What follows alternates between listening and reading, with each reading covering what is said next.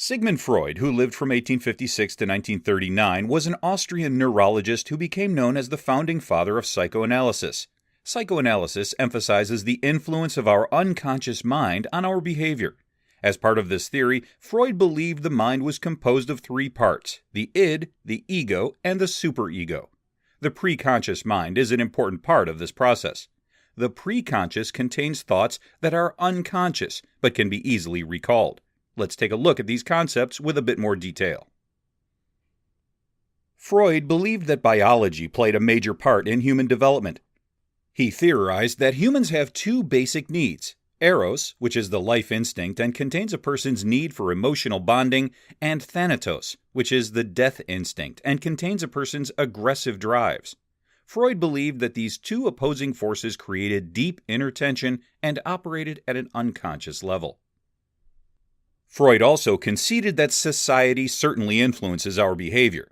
This, along with our basic needs, combine to create a model of personality with three parts: the id, the ego, and the superego.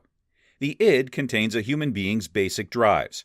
These drives are unconscious and demand immediate satisfaction.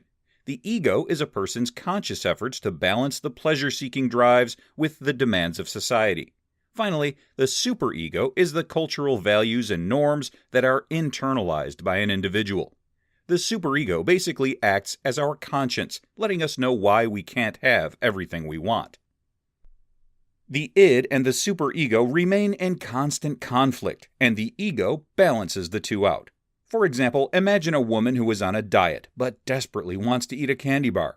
Working on the pleasure principle, the id would demand immediate satisfaction. The superego, working on the morality principle, would remind the woman she is on a diet.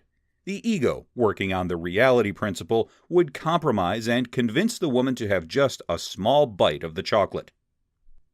Freud further argued that the ego and superego have a conscious, preconscious, and unconscious aspect.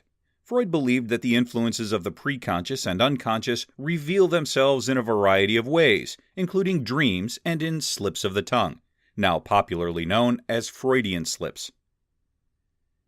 A Freudian slip is a verbal mistake that reflects an unconscious issue, like a repressed memory or trauma. If you were a fan of the television show Friends, you would certainly remember Ross's Freudian slip when he said the wrong name at his wedding. Children are very much id-centered. The world is filled with an assortment of physical sensations that bring either pleasure or pain. As a child develops, the superego emerges, and the child learns moral concepts of right and wrong. Freud argued that in a well-adjusted person, the ego successfully manages these two opposing forces. If conflicts are not resolved in childhood, Freud argued that personality disorders could surface later on. Sigmund Freud was the Austrian neurologist who became known as the founding father of psychoanalysis. Psychoanalysis emphasizes the influence of our unconscious mind on our behavior. Freud believed our personality was composed of three parts: the id, the ego, and the superego. The id is contained in our unconscious and holds our basic needs and drives.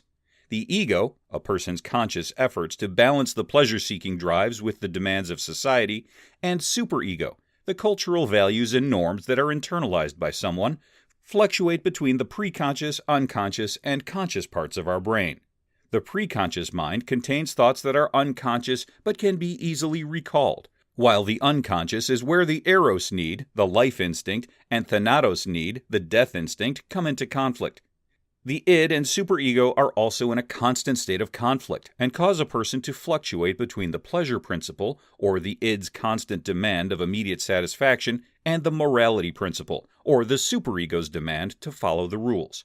Thankfully, the reality principle, or the ego's demand to balance these forces out, is present.